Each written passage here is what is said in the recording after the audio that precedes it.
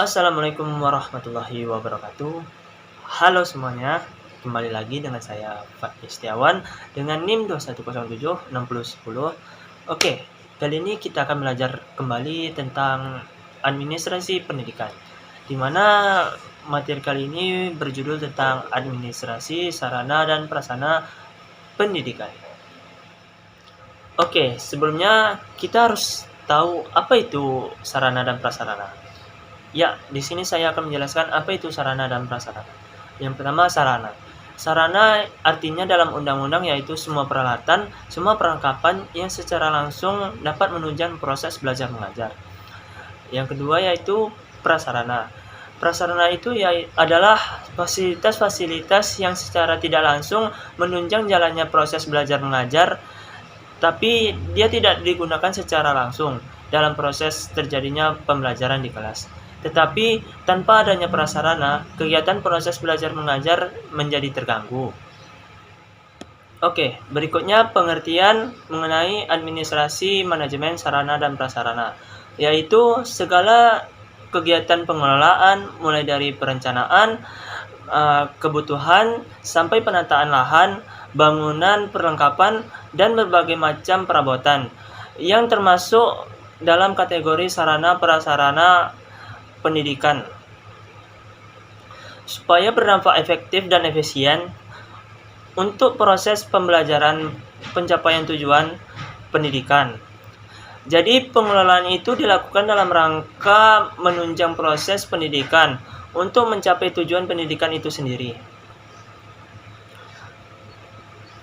Kemudian ada 4 kelompok yang kita bagi dalam sarpras pendidikan, yaitu yang pertama disebut dengan site atau lahan, yang kedua yaitu building atau bangunan, yang ketiga yaitu kita menyebutnya sebagai equipment atau perlengkapan, dan yang terakhir yaitu furniture atau perabotan. Oke, sekarang mari kita coba lihat satu persatu. Kalau untuk sekolah dan perguruan tinggi, yang mana disebut dengan site atau lahan, yaitu lokasi, lahan, tanah, dan jalan yang telah dipilih untuk didirikannya suatu gedung sekolah atau gedung perguruan tinggi. Yang kedua yaitu building atau bangunan, yaitu semua struktur, semua bangunan, semua ruangan yang sengaja didirikan dan digunakan untuk kepentingan pendidikan demi kelancaran proses belajar mengajar. Dan yang ketiga yaitu keyboard atau perlengkapan, yang dimana perlengkapan ini yaitu notabene yang selalu kita pakai dan kita gunakan pada saat kegiatan berlangsung. Dan yang keempat yaitu furnitur atau perabotan, seperti kursi, meja, lemari, dan lain sebagainya. Oke, kemudian ada beberapa prinsip dasar dalam kegiatan administrasi sarana dan prasarana, yaitu yang pertama kegiatan administrasi sarpras, yaitu menggambarkan nilai, menggambarkan harapan dan citra masyarakat yang berdasarkan pada tujuan pendidikan.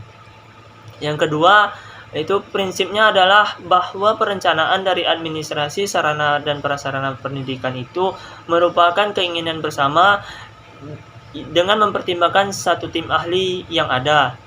Yang ketiga yaitu administrasi sarpras itu mestinya disesuaikan dan memadai bagi kepentingan peserta didik. Jadi orientasi dasarnya adalah untuk kepentingan peserta didik itu sendiri.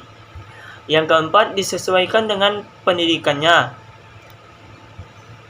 Dan yang terakhir yaitu adanya penanggung jawab yang handal yang bisa dipercaya untuk mengelola itu.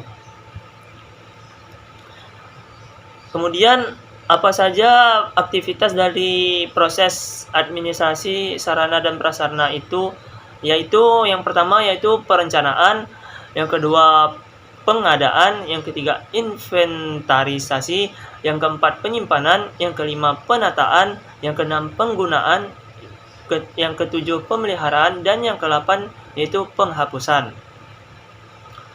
Oke, mari kita jelaskan satu-satu. Yang pertama yaitu perencanaan, yaitu prinsip utama perencanaan adalah yang terkait dengan kebutuhan pembelian, pengadaan itu direncanakan untuk 1 tahun pembelajaran.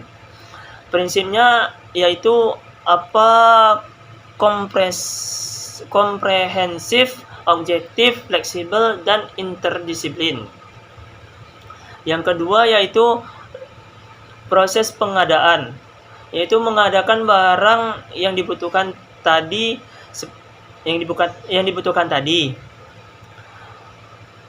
untuk kemudian diadakan sehingga bisa dimanfaatkan selanjutnya. Yang ketiga yaitu inventaris, artinya barang yang dibeli, barang yang diadakan itu masuk dalam proses pencatatan sebagai barang milik negara. Yang keempat yaitu penyimpanan. Jadi kalau sudah diinventarisasi, direncanakan, diadakan, kemudian diinventaris, setelah ada pengkodean, ada nama tercatat, maka disimpan. Yang kelima yaitu penataan. Barang yang sudah ada ditata agar menjamin kondisi higienik dan menimbulkan minat belajar. Yang kelima yaitu pemanfaatan. Artinya dalam proses pemanfaatan kita langsung menempatkan barang ini di tempat di mana siapa yang butuh dan hasil analisis di awal tadi. Kemudian disalurkan kepada mereka-mereka yang membutuhkannya. Yang ketujuh yaitu pemeliharaan. Dalam rangka memperpanjang nyawa atau pemanfaatan nilai manfaat dari sarana yang sudah diadakan atau dibeli tadi.